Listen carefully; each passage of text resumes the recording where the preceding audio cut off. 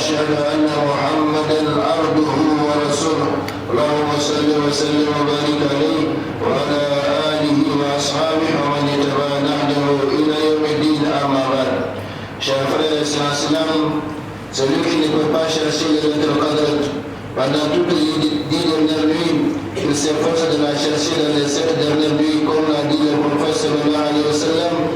Cherchez-la dans la dernière décade. Si l'un d'entre vous est affaibli ou impuissant, qu'il ne se laisse pas vaincre pendant les 7 dernières nuits. Hadith authentique rapporté par Bukhari et Muslim. Ce dernier hadith explique par ailleurs le hadith suivant: quiconque cherche la nuit de la destinée, qu'il la cherche dans la dernière semaine du Ramadan.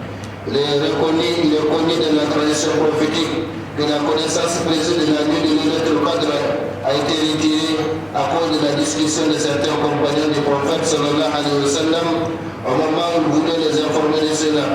Il rapportait en effet d'après Ubada bin Samit qu'Allah a agréé que le prophète sallallahu alayhi wa sallam sortit une nuit dans le but d'informer ses compagnons de la nuit précise de Laylatul Qadr. Il trouva alors 2 de ses compagnons en train de se disputer. Il dit: je suis venu vous préciser la nuit de Laylatul Qadr, mais à cause de la dispute entre un tel et un tel, sa connaissance m'a été retirée.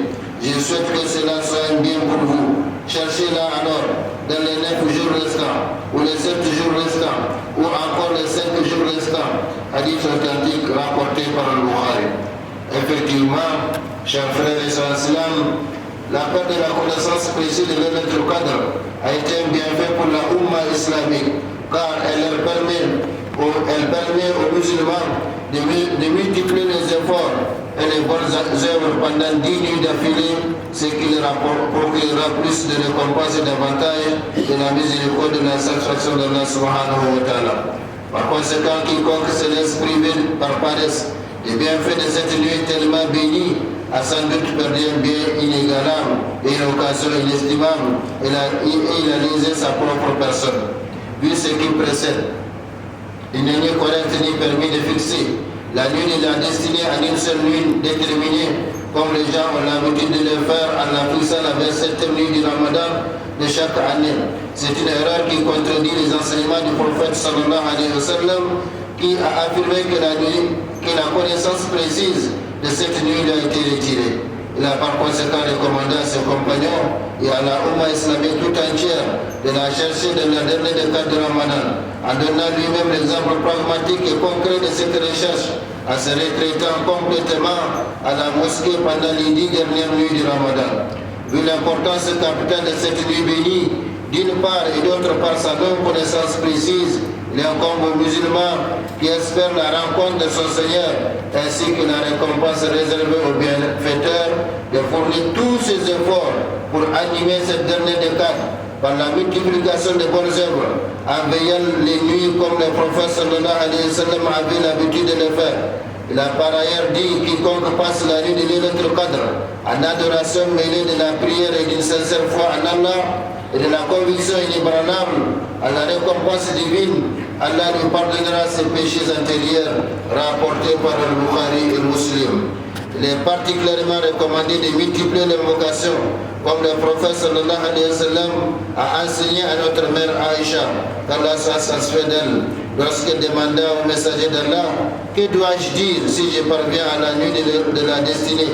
Il lui répondit: dis Allahumma innaka afoun tuhibbul afwa fa'fu anni. Allahumma innaka afoun tuhibbul afwa fa'fu anni. Ou bien Allahumma innaka afoun karimun tuhibbul afwa fa'fu anni. C'est-à-dire: Seigneur, tu es certes pardonneur et tu aimes pardonner, pardonne-moi donc. Rapporté par At-Tirmidhi. Chers frères et sœurs islam, profitez de cette décade pour vous élever auprès de votre Seigneur. Ne la perdez pas, car son temps est cher et ses biens sont grands. Qu'Allah élève l'islam et les musulmans partout et qu'il les protège. Qu'Allah subhanahu wa ta'ala abaisse les ennemis de l'islam et qu'il les anéantisse. Ô Seigneur Allah, rends ces pays tranquilles et paisibles, ainsi que les autres pays musulmans. Fais que la sécurité, la stabilité y règne toujours. Protège et guide les dirigeants du monde musulman. Conforme-les à ce que tu aimes et agrées, et assigne-leur un bon entourage qui les aide à faire le bien et à censurer le mal. Allah subhanahu wa ta'ala nous pardonne tous et nous conforme davantage à sa sainte volonté partout et toujours. Allah subhanahu wa ta'ala nous bénisse tous davantage et bénisse davantage notre cher pays Niger et son peuple. Allah déverse sur l'humanité ses miséricordes et ses bénédictions. Allahumma salli wa sallim ala rasulika Muhammad kama umirtu bidhalik. Allahumma salli wa sallim wa barik alayhi wa ala rasulika Muhammad wa ala alihi wa ala ashabihi ajma'in wa anna برحمتك يا ارحم الراحمين. اللهم اعز الاسلام والمسلمين في كل مكان. اللهم اعز الاسلام والمسلمين في كل مكان وارنا الحق حقا وارزقنا اتباعه وارنا الباطل باطلا وارزقنا اجتنابه. اللهم اغفر لنا ولاخواننا المسلمين والمسلمات والمؤمنين والمؤمنات الاحياء منهم والاموات انك قريب مجيب دعوات رب العالمين. ربنا اتنا في الدنيا حسنه وفي الاخره حسنه وقنا عذاب النار. اللهم انك عفو تحب العفو فاعف عنا.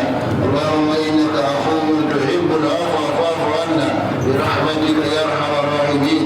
اللهم انا نسالك الهدى والتقى والعفاف والغنى. اللهم ربنا تقبل منا انك انت السميع العليم وتب علينا انك انت التواب الرحيم.